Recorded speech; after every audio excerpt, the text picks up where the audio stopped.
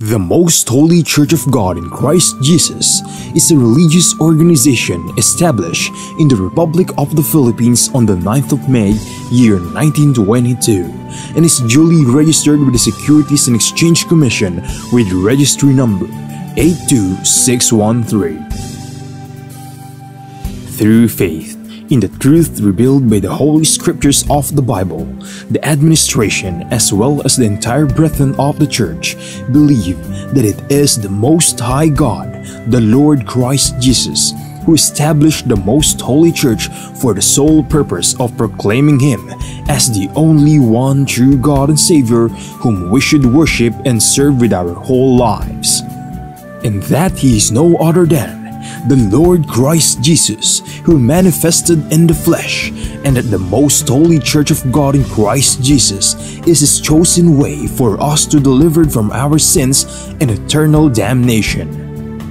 Therefore, since the Church was established, everyone who is called into the Church receive the divine obligation to partake in all evangelization efforts of the Church to fulfill the God-given commission to make disciples of all the nations. In that case, here is the vision and mission statement of the Church. Vision: the Most Holy Church shall be exalted for the glory of the Most High God. Mission: seed of one world, one nation. Core value: all members of the Most Holy Church are being taught and encouraged to live in agape. Agape is a Greek word which means perfect love and everlasting love. As the Bible further expounds, it is the kind of love that God has for all of us. In fact, God Himself is agape. Agape, or love, serves as the core value of the Church because love is the fulfillment of the law. Ownership and administration: the Most Holy Church of God in Christ Jesus fully believes and proclaims that her sole owner is no one but the Most High God. He is the only King who reigns all over the Church. Everything the Church achieve and will achieve in the future are the works of God. God governs over His Church through His appointed men to administer the Church. Like the first church established in Jerusalem, which was administered by the apostles, the Most Holy Church is currently administered by the 7 bishops, presided by the general bishop. The church administration oversees over the whole church and through the appointed council of elders, composed by the presbyters and ministers who were appointed to administer congregation and ministries. Expansion and growth: currently, the church has established congregation in most places in the 3 major islands of the Philippines, namely Luzon, Visayas, and Mindanao. Also, the church is making necessary preparation to intensify its expansion and establish congregation in all major cities and provinces in the entire country. There are also active congregation of the church in other countries. In the United States of America, in Canada, in Australia, Hong Kong, in Singapore, Malaysia, United Arab Emirates, Japan, Taiwan, Kingdom of Saudi Arabia, Qatar, Belgium, Cyprus, France, Germany, Italy, Spain, and United Kingdom. The Most Holy Church of God in Christ Jesus is looking forward to aggressively propagate the gospel, to edify the church in places where it was already established, and also to establish new congregation in other countries to complete the mission and fulfill the vision of the church. Services: since the main purpose of the existence of the Church is to propagate the gospel to all nations, the Most Holy Church established various evangelization efforts of the Church to reach more people even in the farthest corners of the world. The church produces evangelization programs that are aired via radio, cable TV, and in different social media or online platforms. Radio stations, Philippines.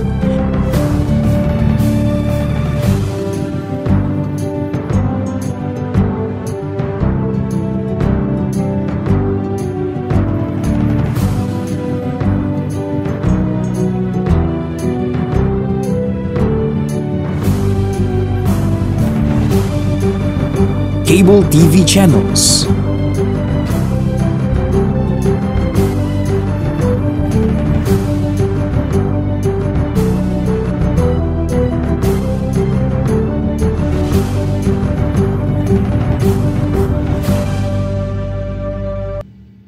Online platforms, Facebook, MHC Media.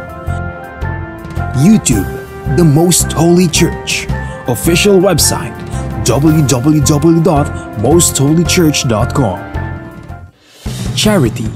Aside from actively upholding evangelization efforts, the Most Holy Church is also active in charity works. Here are some of the ministries of the Most Holy Church established to serve both members and non-members of the church. Lingap Agape Ministry. The church established the Lingap Agape Ministry, which engages in community services like goods and charity donations, feeding programs, blood donations, and other services to cater church members and non-members who are in need. Damayang Kristiyano. On May 1, 2004, the church administration established the Damayang Kristiyano Ministry that aims to help the needs of the family of a deceased member of the Most Holy Church, especially in their burial expenses. Schools. Pristine Heritage Academy, formerly known as Pristine Learning and Tutorial Center. The Pristine Heritage Academy was established by the Most Holy Church in February of 2009. The school is open to all church members and non-members alike for the fulfillment of a part of the Most Holy Church community service. Mahanaim Evangelical Academy. The church administration aimed to give standardized education and training to church members who aspire to become missionary workers and ministers of the church. Thus, in 2018, the church administration established the Mahanaim Evangelical Academy that provides classroom lectures and on-the-job training so that aspirants to partake in the Lord's mission may be molded to become a proud messenger of God. The Mahanaim Evangelical Academy mainly holds its training in Gabay Center, the training facility of the Most Holy Church located at Barangay Sumalo, Municipality of Hermosa, Province of Bataan, Philippines. The Centennial Celebration of the Most Holy Church. The Most Holy Church of God in Christ Jesus recently celebrated its 100th anniversary on the evening of the first day of May 2022 at the Gabay Center, the newly built facility of the church situated at Barangay Sumalo, Municipality of Hermosa, in the province of Bataan, Philippines. On the morning of the same day, the church held the inauguration and dedication of the Gabay Center. The Gabay Center is a training facility of the church built through the favor of God and the collective efforts of the entire brethren from around the globe. From the proud members of the church, we are inviting you to join us and be a member of the Most Holy Church of God in Christ Jesus, so that we may share the ever-abounding favor of God towards His beloved children. Please take time to listen to the preaching of all the topics composing the lessons of spiritual salvation, so that we may share to you the teachings and doctrines of the Most Holy Church, which are purely based on the Bible that will lead us to our soul's salvation.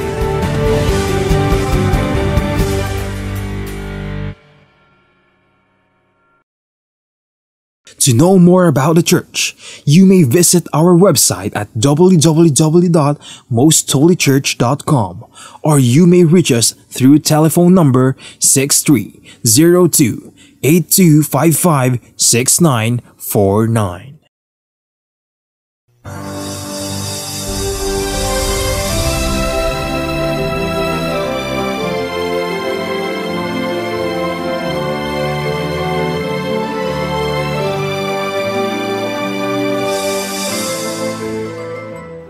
Kapayapaan po ang sumainyong lahat, mga giliw naming mga taga-subaybay ng programang ito, at kami ay nagpapasalamat una sa ating Panginoon Diyos na patuloy na nagbibigay sa atin ng buhay at kalakasan at nagbibigay sa atin ng mga pagkakataon upang muli ay maalaman natin at mapakinggan natin ang mga banal na kalooban ng ating Panginoon na ito po'y nababatay at nasusulat sa banal na kasulatan. At ito po ay inihahatid sa inyo ng programang ito na ang Kabanal-Banalan.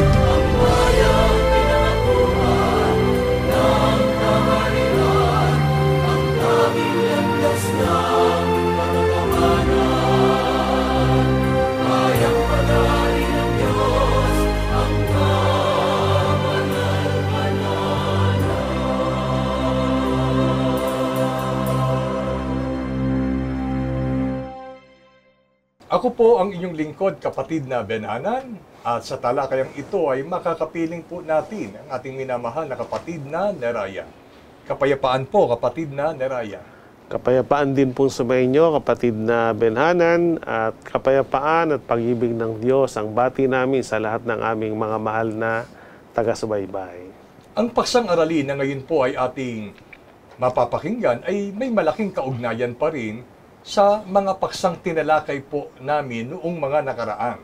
At ito po ay may kaugnayan sa dakong pinili ng Panginoon Diyos na kung saan sa dakong yaon ay doon natin gagawin ang pagtalima at ang pagsunod sa mga utos ng Diyos na marapat nating ihandog sa Kanya. At bahagi po ng mga pagtuturong yaon ay ang katunayan na isang katotohanan na ang Diyos ay mayroon talagang piniling dako. At kung tawagin nga ito ay ang bahay ng Diyos na siyang iglesia. Kaya ang paksa po natin sa oras na ito ay may ganitong pamagat. Ang kabanalan ay nararapat sa bahay ng Diyos magpakilanman. Mga giliw naming mga taga-subaybay, saan po nakabatay o nakasalig ang katotohanang ang kabanalan ay nararapat sa bahay ng Diyos magpakailanman? Ang sagot po ng Biblia ay mababasa po natin sa Aklat ng Awit, Kapitulo 93, versikulo 5. Ang iyong mga patotoo ay totoong tunay. Ang kabanalan ay nararapat sa iyong bahay o Panginoon magpakailanman. Maliwanag po ang narinig natin batay sa talatang binasa. Ang ating narinig ang tungkol sa patotoong tunay. Ito yung patotoo ng Diyos at dahil galing sa Diyos ang patotoong ito ay tunay. Ano ang nilalaman ng patotoong tunay?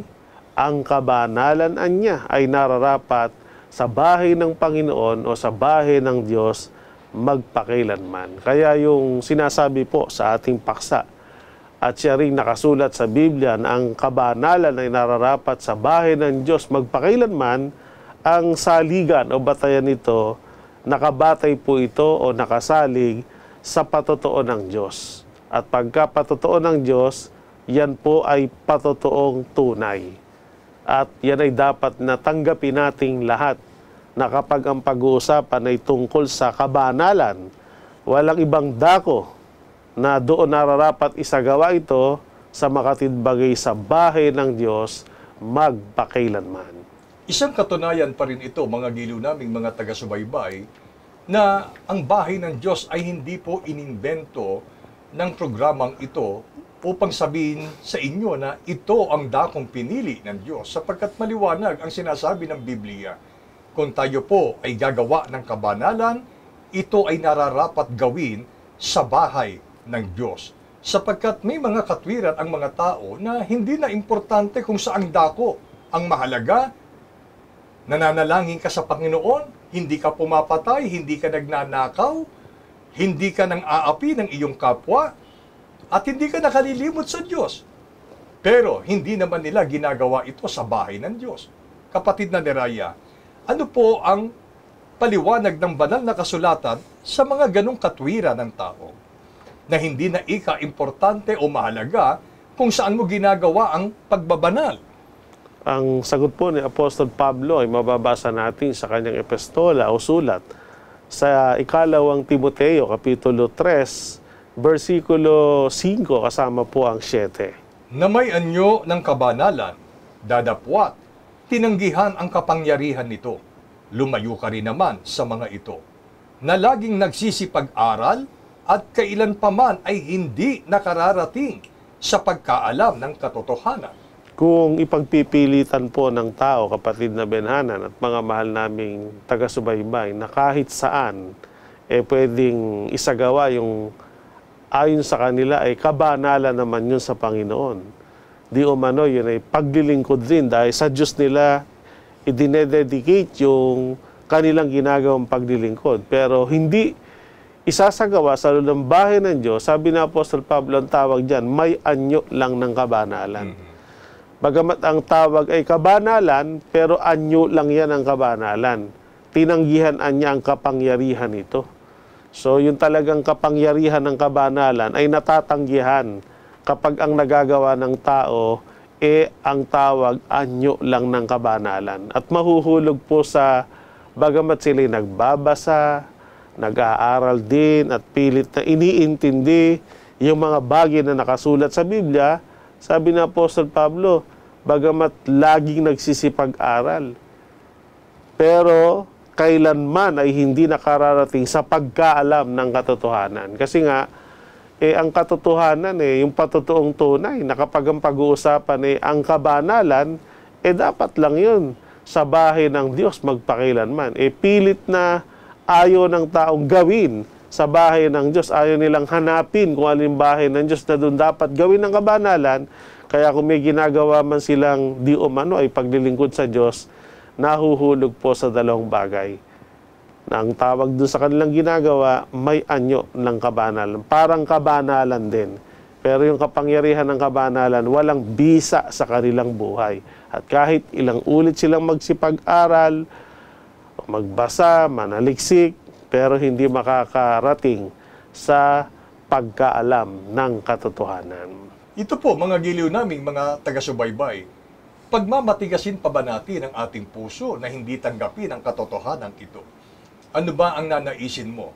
Ang gumawa ng tunay na kabanalan na ikalulugod ng Diyos? O dahil sa hindi natin ginagawa ang paglilingkod at ang pagbabanal sa bahay ng Diyos na kanyang pinili, ay magiging anyo lamang ng kabanalan. Ibig sabihin po, hindi po totoong kabanalan ang ating nagagawa. At ito po, kailanman ay hindi makapagpapalugod sa Diyos at hindi natin masasabi na nagawa natin yung kabanalan na yon, na bagamat may anyo lamang ng kabanalan, ay hindi natin masasabing tayo ay sumusunod sa utos ng ating Panginoon.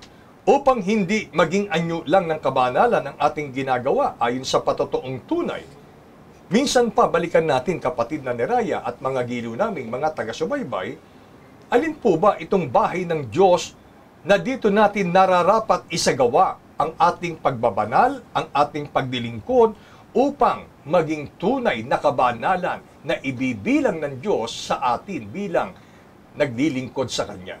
Tandaan po natin ang talatang batayan ay nakasulat po sa 1 Timoteo 3:15 at 1 Tesalonica 2:14. Ngunit kung ako'y magluwat ng mahabang panahon, ay upang maalaman mo kung paano ang dapat sa mga tao na ugaliin nila sa bahay ng Diyos, na siyang iglesia ng Diyos na buhay at haligi at suhay ng katotohanan.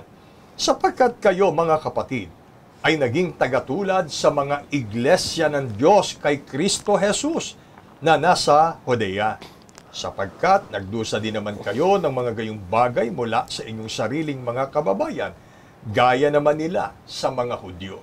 Inuulit po sa atin ang talatang batayan, 1 Timoteo 3:15 at 1 Tesalonica 2:14. Dito ay narinig natin at siyang nakasulat na ang tinutukoy na bahin ng Diyos na batay sa patotoong tunay, dito lang nararapat gawin ang kabanalan magpakailanman.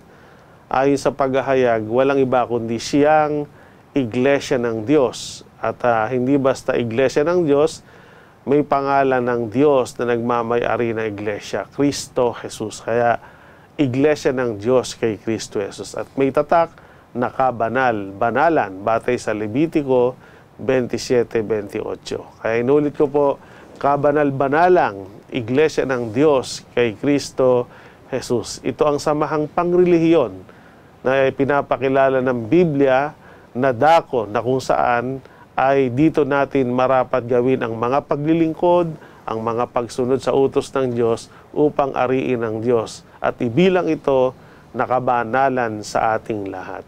Sana mga giliw naming mga taga-subaybay ay patuloy nating natatanggap ang mga pagtuturong ito.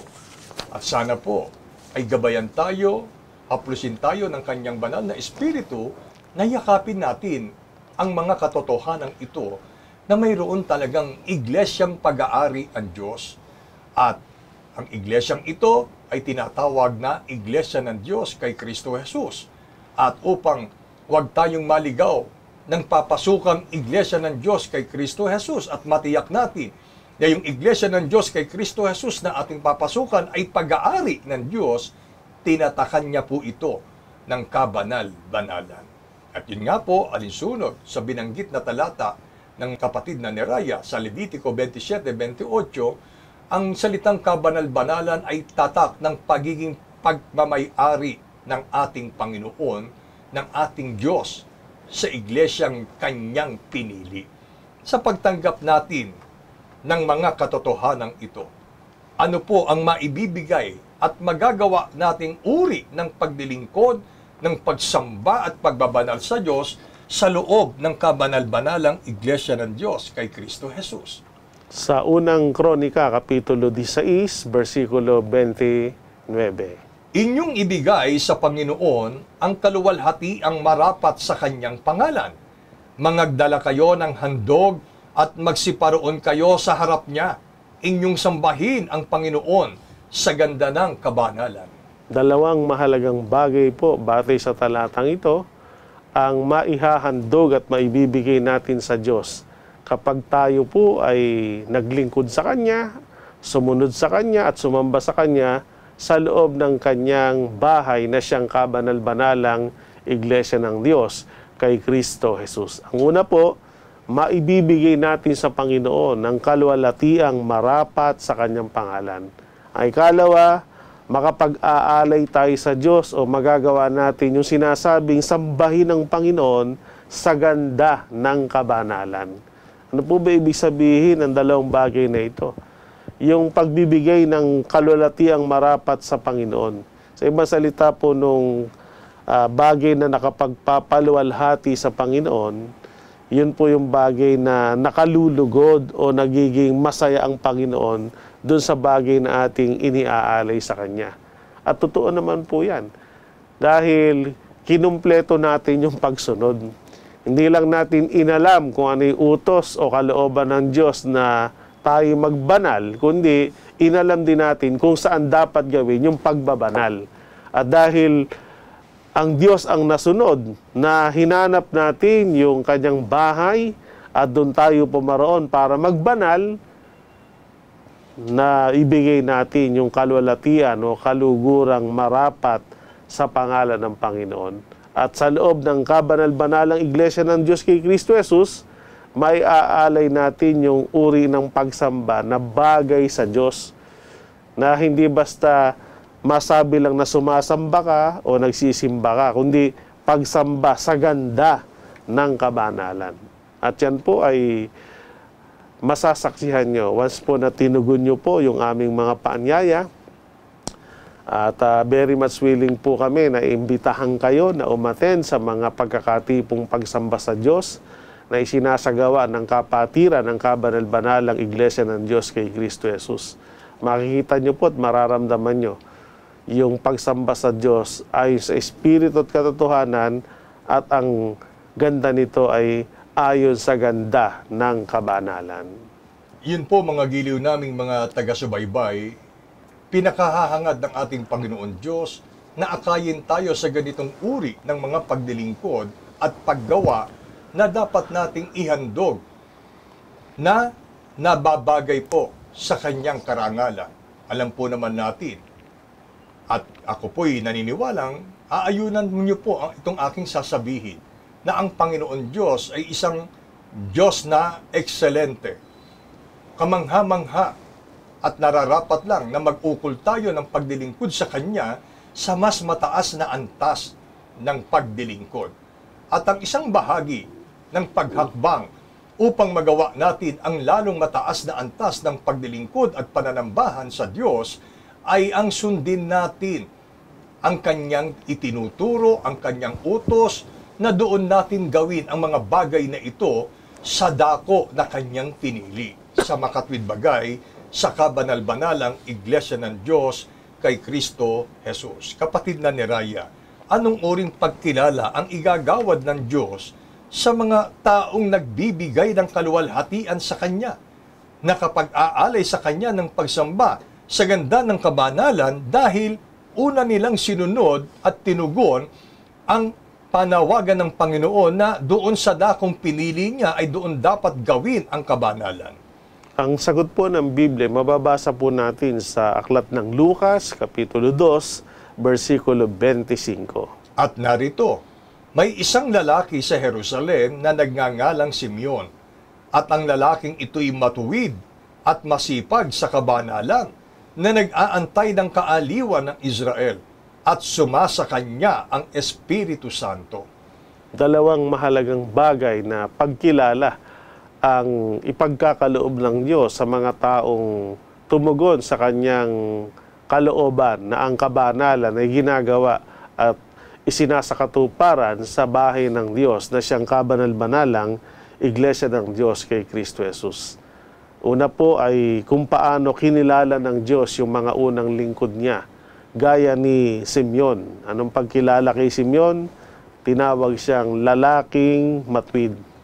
Bukod sa lalaking matwid, siya'y tinawag na masipag sa kabanalan at sumasa kanya ang Espiritu Santo. Opo, mabibilang tayo sa mga taong matwid. Sabi nga, hindi tayo kikilalanin ng Diyos na liko, kasi hindi yung gusto natin ang sinunod natin, kundi sinunod natin talaga kung ano yung matwid sa utos at pamantayan ng Diyos. Pagka po kasi hindi tayo sumunod sa kung ano yung gusto ng Diyos at pinili natin yung sinasabi ng iba o kaya ang sinunod natin yung sarili nating gusto, magiging taong liko tayo, maliligaw tayo. Pero once na kung ano yung kanyang utos, kung ano yung kanyang bilin, yun ang ating ginawa, mapapabilang tayo sa mga taong matwid.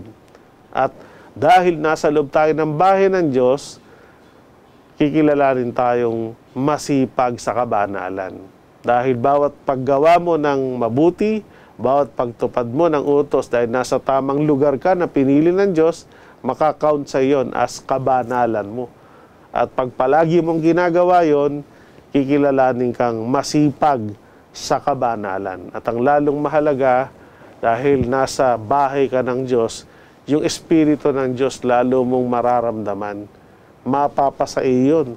Kaya yung pagiging Spirit-filled o taong puspos ng Espiritu Santo ay nakakamit ng mga mananampalataya na nasa loob ng bahay ng Diyos. Kaya nawa po, hangarin natin na mapabilang tayo sa mga taong matwid, sa mga taong masisipag sa kabanalan, sa mga taong puspos ng banal na Espiritu, dahil sa pagsunod sa kung ano ang kalooban at kagustuhan ng ating Panginoon. Isang napakahalagang bagay ang dapat po nating makita sa mga talatang ito, mga giliw naming mga taga-subaybay.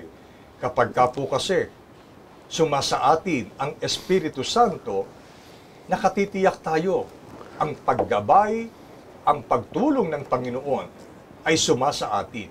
At dahil doon, wala ka nang aalalahanin sa buhay na ito.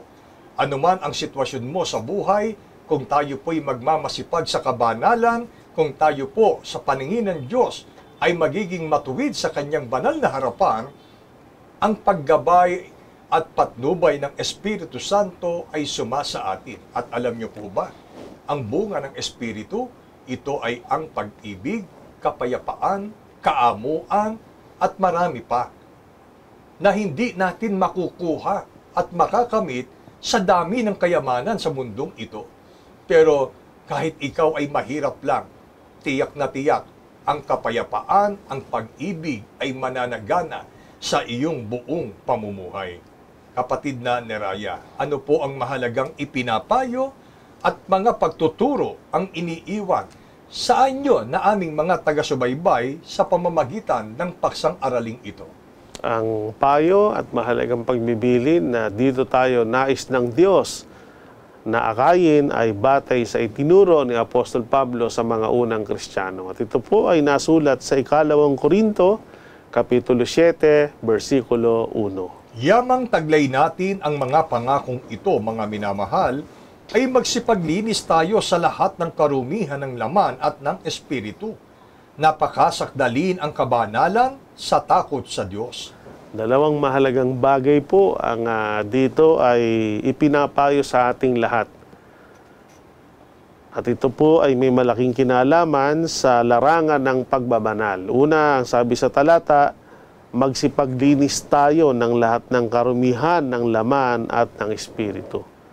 Ikalawa, pakasakdalin ang kabanalan sa takot sa Diyos. So kailangan na po natin talagang para tayo ay mabanal, maibigay natin yung kalulatiang marapat sa Panginoon, maging karapat dapat tayo at kamti natin ang kanyang pangako, ang kanyang kaligtasang ipinangako, lalo na ang pinakamahalagang pangako ng Diyos. Ito ang pagtatamo ng buhay na walang hanggan. Ito po yung panahon para magsipaglinis tayo anyang lang lahat ng karumihan ng laman at ng espiritu. So kung paano po yung paraan ng paglilinis, ito po ay magsisimula sa tinatawag na pagsisisi. Yung pagtanggap mo kung ano yung mga kamalian na nagawa mo at ihanda mo ang sarili mo sa pagbabagong buhay. Pagkatapos mong malaman, maunawaan ang kalooban ng Diyos, yung mga masasamang bagay, ito ay dapat mo ng pagsisihan. Sapagkat ito yung mga bagay na nakapagpaparumi sa atin sa paningin ng Panginoon. At ihanda natin ang ating sarili sa pagbabagong buhay na tumalikod tayo sa mga gawang kasalanan at kasamaan na nagpaparumi sa atin. At ang ating harapin at pagtuunan nating pansin ay kung ano lamang ang mabuti at makabubuti. Kung ano yung mabuti sa paningin ng Diyos at makabubuti sa atin at sa kapakanan ng ating kapwa. At tatandaan natin, kailangan na po ito dahil ang panahon ay malapit na. Para kung dumating man ang Panginoon, maratnan tayo na nagpapakabuti. Maratnan tayong nakapagsisi na sa ating mga kasalanan, nakapaglinis na. Para hindi po tayo matakot humarap sa Kanya. At sa huli, ay pakasakdali natin ang kabanalan sa takot sa Diyos. So yung opportunity na para lalong tumaas yung antas ng pagbabanal sa Panginoon ay narito na. Dahil nasa bahay na tayo ng Diyos. Nasa kabanal-banalang iglesia na tayo ng Diyos kay Kristo Jesus. At dahil doon, magagawa na natin na ang kabanalang ating gagawin ay lalong mataas na antas. Pakasakdalin. Sakdal na, pakakasakdalin pa. At ang susi ay magkimkim tayo ng banal na takot sa Diyos. Sapagkat ang pagkatakot sa Diyos ay pasimula ng karunungan.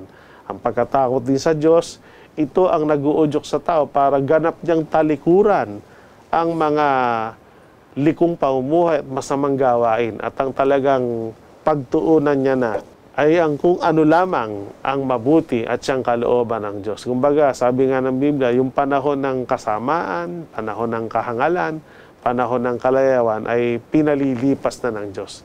Ito na ang tamang panahon para magpakabuti tayo. Sapagkat kung hindi, baka abutan tayo ng pagparito ng Panginoon na maratnan tayong masama ang ating gawain at dahil doon ay sa halip na gantimpala ay parusa ang sumaatin. So ito po ang iniiwang mensahe sa ating lahat. At sa mga susunod na pagtalakay, malalaman natin yung proseso na batay sa paraan ng Diyos kung paano tayo makapaglilinis sa ating mga kasalanan, makapaglilinis sa lahat ng ating karumihan, ng lamat ng Espiritu, at paano tayo lalong magiging sakdal sa kabanalan. Pansinin natin ito, mga giliw naming mga taga-subaybay, na hindi nga ba't ang bawat tao ay nangangako sa kanyang sarili na babaguhin na niya yung ganitong pag-uugali, babaguhin na niya ang kanyang masamang paraan ng pamumuhay, babaguhin na niya yung kanyang masamang gawi, aalisin na niya ang kanyang masasamang bisyo. Pero nung marating ang panahon, wala pa rin nababago sa kanya. Sapagkat isang katotohanan, kailanman hindi natin kayang baguhin ang sarili natin sa ganang ating sarili. Mayroong isang kapangyarihan na gumagawa ng pagbabago upang ang tao ay makaahon sa kanyang kasalanan at matransform ang kanyang espiritu mula sa karumihan ng laman ay mabago ang kanyang pamumuhay. At ito po ay ang Espiritu Santo ng Panginoon. At magagawa lamang na sumaatin ang Espiritu Santo ng Panginoon kung tayo po na bukod sa ating napakikinggan ang mga pagtuturong ito at nasusubaybayan, ay ginagawa na natin sa araw-araw ng ating pamumuhay. Kaya po, ang pagsunod sa Panginoon, ang pakikinig ng mga aral at katwiran ng Diyos na inihahatid ng programang ito, ay hindi po para lamang kayo ay makaalam, kundi higit sa mga bagay na ninanais namin at ng ating Panginoon Diyos, lahat tayo ay pagbaguhin ng mga pagtuturong ito. At gaya ng sinabi, ang bilin sa atin kung ikaw ay nasa loob na ng bahay ng Diyos, na siyang kabanal-banalang iglesia, maglinis tayo ng ating karumihan, ng laman at ng espiritu. Ito'y tiyak na magagawa na po natin sapagkat may tulong na ng ating Diyos na makapangyarihan.